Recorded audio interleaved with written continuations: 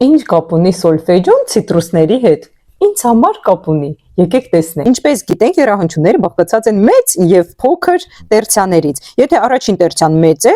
երկրորդ տերցիան փոքր է, դա մաժոր եռահանջում է։ Նայեք, առաջին տերցիան մեծ է, երկրորդ տերցիան փոքր է, դա մաժոր եռահանջում է, ինչպես մեր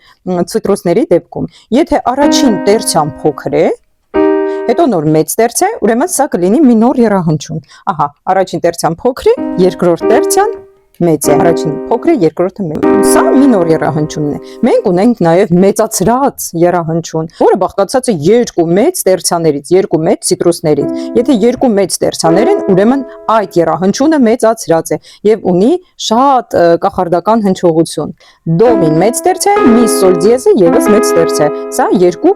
մեծ տերցիաներն են։ Ունենք նաև փոքրացրած եռահանջում, որը բաղկացած է երկու փոքրիկ տերցիաներից։ Օրինակ, դո, մի բեմոլ եւ սոլ բեմոլ նոտաները կլինեն փոքրացրած եռահանջում։ Ահա։